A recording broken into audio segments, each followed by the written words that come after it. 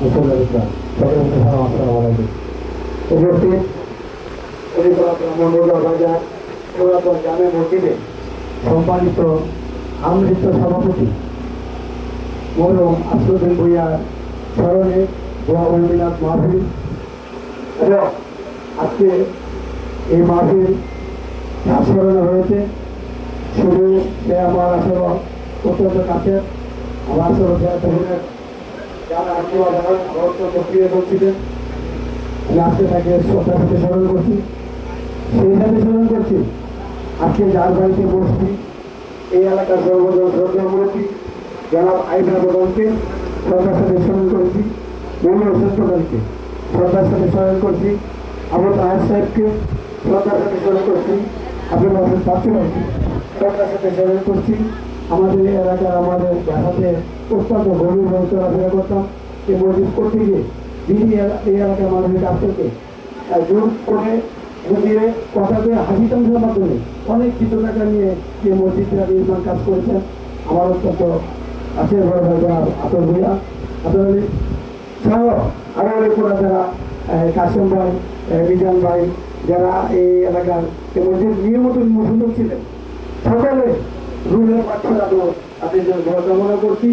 পাশাপাশি আমি আজকে এখানে যে মাহফিলটি হয় এ বাড়িতে আমি প্রায় 20 বছর ধরে যে মাহফিলটি হয় এখানে আসলে আমার কেন ভালো লাগে। আর এরা অনেক সময় কয়েকদিন বড় এই মাহফিল ধরে করে আমরা কিন্তু অনেক কি সবাই মিলে আমরা আসলে আসি গোড়া মাহফিল শরীর হয়ে থাকি। এটা আসলে ইসলামের দিকে গিয়ে আল্লাহ তাআলার কাছে কখন কোন ইবাদত কবুল হয় সেটা বলা যায় না। আল্লাহকে কিভাবে ডাকলে কিভাবে বললে আল্লাহ তাআলা রাজি খুশি হয়ে যান সেটা আসলে বলা বড় মুশকিল। কিন্তু আমাদের কি করতে হবে? আল্লাহকে ডাকতে হবে, স্মরণ করতে হবে, আল্লাহর নামকে আমাদের সর্বসময় স্মরণ রাখতে হবে, ওয়াজ মুসলিম করতে হবে, ইসলামী দরজাগুলি করতে হবে, এখানে মানে আসতে হবে, বলতে হবে। আলেম ওলামা যারা আছেন তারা কি করতে হবে সেই কথাগুলো শুনতে হবে। আল্লাহর হুকুম রাসূলের সুন্নাত কিভাবে পালন করা যায়, আল্লাহকে কিভাবে খুশি করা যায়, রাসূলের সুন্নাতগুলি কিভাবে আমরা রাসূলের সুন্নাত করতে পারি সেগুলি কিন্তু আমরা যদি ইসলামী দর্শায় এবং আলেম ওলামাদের সোহবত না নিই, আলেম ওলামাদেরকে স্মরণ না করি তাহলে কিন্তু আমরা আসলে কামিয়াবি হতে পারবো না।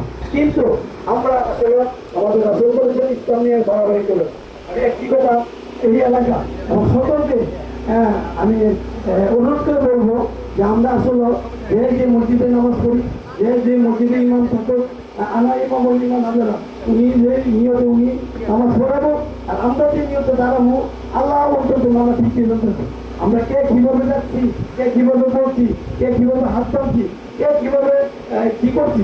আমার মনে হয় যে এগুলি আমরা দুষ্টা করি।